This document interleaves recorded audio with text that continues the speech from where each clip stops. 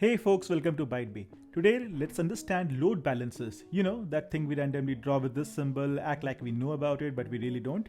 Today, let's spend some time to go deep into it and understand what load balancers really do. Look at how they route requests to backend servers, compare hardware and software based load balancers, take a look at layer 4 and layer 7 load balancers, and finally, understand the real benefits of having a load balancer in distributed systems. So now that we have our task cut out for us, let's begin. Let's look at a simple example. Imagine you have opened a nice and little restaurant which serves, I don't know, something Italian maybe. For now, assume you have only one waiter and only one chef to cook your delicious food. When customers arrive and place an order, the waiter takes the order to the chef who makes the dish and the waiter serves it to the customers. So everything is going well for your new restaurant. But what happens when your little restaurant makes a name for itself and more customers start coming in during the peak hours? Surely your cook can only take so many orders at a time and will not be happy when he is overworked. This will result in delays and will mean more customers must wait longer for their food, making them angry. So what can you do when the customer request goes up? Since your restaurant is doing well, you can hire more chefs and send some of those orders to them. But now see how critical the job of this waiter has become. The waiter must take orders and distribute them appropriately among the chefs, making sure none of them are overwhelmed by the orders, or in engineering terms, the waiter is responsible for scaling up your system. The strategy could be a simple sequential one where each chef gets the orders one after the other and starting with the first chef again after completing a cycle, or any other strategy the waiter may decide. The waiter must also route the right order to the right chef. For example, maybe one of the chefs know how to make a particular dish, so the order for that dish must go to him alone. And if one of the chefs had to suddenly leave for some reason, then the waiter must not forward any orders to him.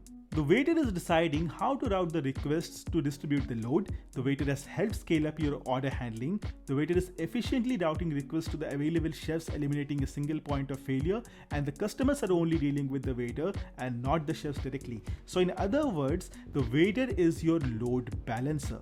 In the prehistoric days, before load balancers became all powerful, the DNS was used as a load balancing solution. DNS load balancing relied on the fact that most clients use the first IP address they receive for a domain.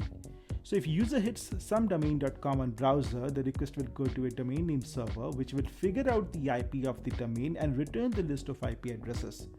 But most Linux distributions return this list of IP addresses in a different order each time it responds to a new client using the round robin method. So first response may have 8888 as the first IP, whereas the second response may have 8884 as the first IP, and the third request may get 8844 as the first IP in the response. As a result, different clients direct their requests to different servers, effectively distributing the load across the server group. So this is how DNS was effectively utilized as a load balancing solution, but unfortunately, there was a problem. The simple implementation of DNS load balancing imposed a limit on its reliability and efficiency. First, it had an upper limit of the number of IPs it can return in the response. Second problem was DNS does not check for server or network outages. So even if the first server went offline, DNS server always returned the same set of IP addresses for the domain. So if server with IP 8888 was down, the IP would still be returned to the user. Another issue was resolved addresses are usually cached by both intermediate DNS servers called resolvers and clients to improve the performance and reduce the amount of DNS traffic on the network. Each resolved address is assigned a validity lifetime called its time to live or TTL. But long lifetimes mean that clients might not learn about changes to the group of servers in a timely fashion, like 8888 being unavailable.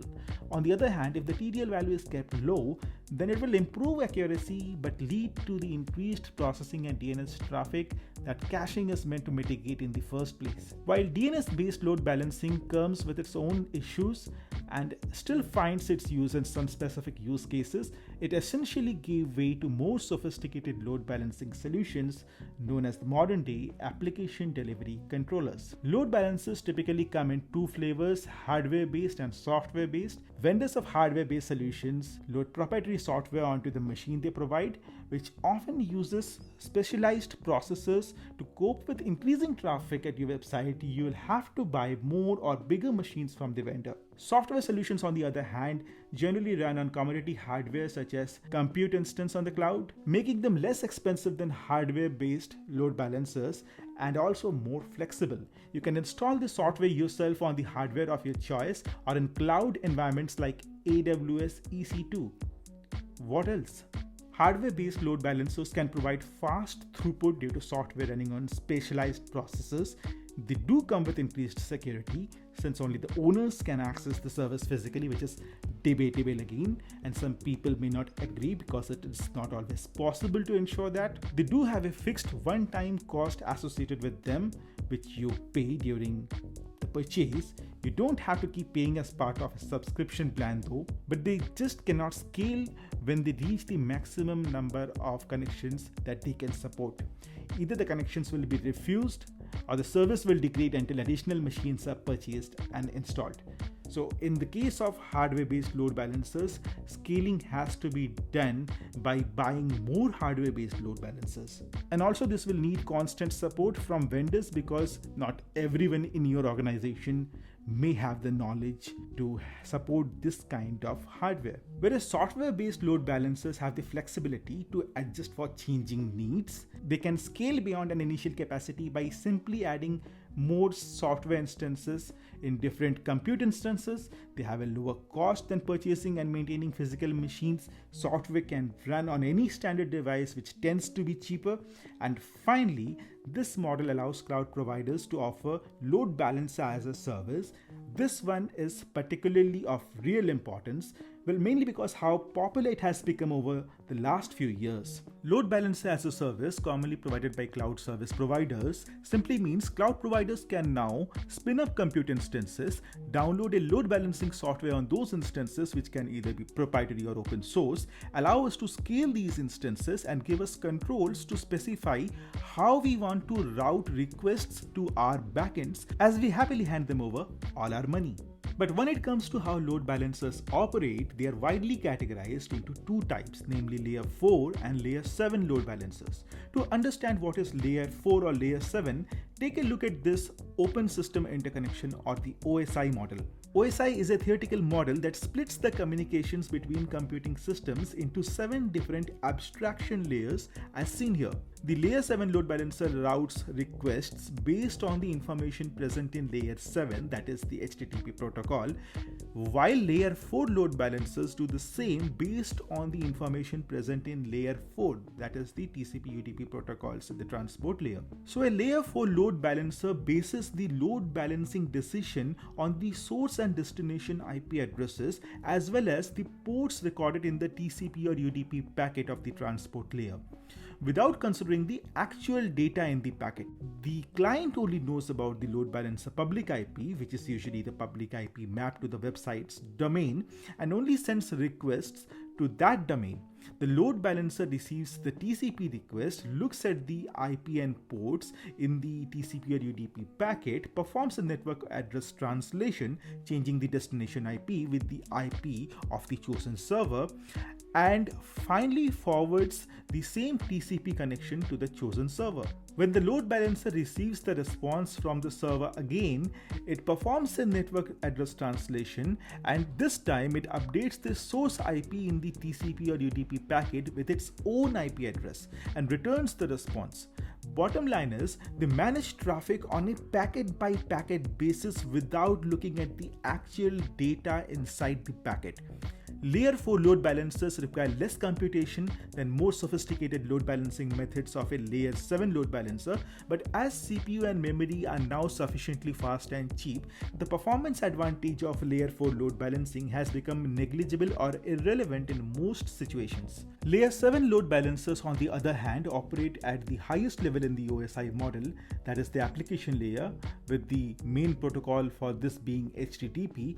Suppose they receive the request from a client for myportal.com/videos, which must be forwarded to the server with IP 8886 because that is the server which is hosting all the videos.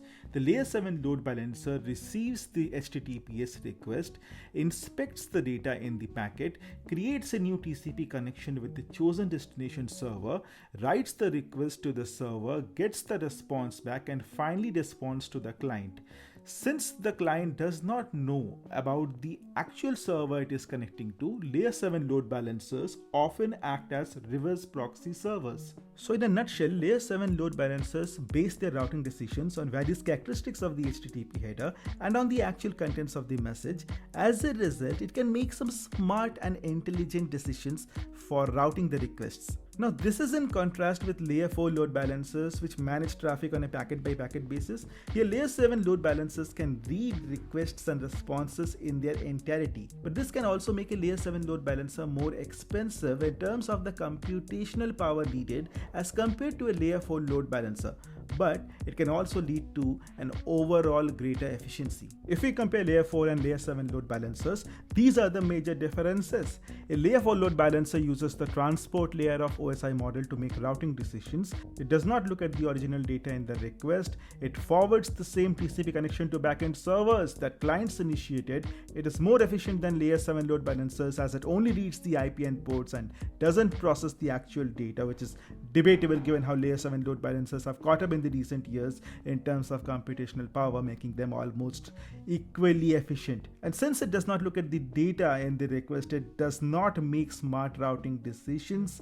It cannot cache the response with itself as it does not read the data. And finally, it is suited for use cases where complicated routing logic is not required. On the other hand, a layer 7 load balancer uses the application layer of OSI model to take routing decisions. It looks at the data in the request, it creates a new connection between itself and the backend server. It is somewhat slower than layer 4 load balancers. It makes smarter load balancing decisions because it looks at the data in the request. It can cache the response, and it is more suited for a microservices based architecture. But how does all this affect our lives? Well, not really if you do not care about distributed systems, but if you do, then load balancers are awesome. Why? Because load balancers distribute load across your servers, so one single server does not get overwhelmed with requests. Load balancers keep checking health of backend servers, so if one server goes down, it still makes the entire system work by not forwarding requests to the offline server, ensuring high availability. Also, if your system gets too many requests, it can forward the load to more servers, helping your system to scale up. It can apply smart routing algorithms to decide where to forward the request, such as a round-robin algorithm, or to a server which is least busiest, or to a server based on some rule or a hash value, or even based on a part of the requested URL. It can direct requests to server based on user session so that users' requests only goes to a particular server. Load balancers can even decrypt the requests and forward the unencrypted or a re-encrypted request to the application servers, thus saving us the hassle of performing SSL offloading at each server separately. Load balancers can cache the request based on a key and save a round trip to the backend server for the same requests again and again. Further, load balancers can also perform compression and decompression and spare us from implementing this logic separately in each server, thus resulting in improved latency.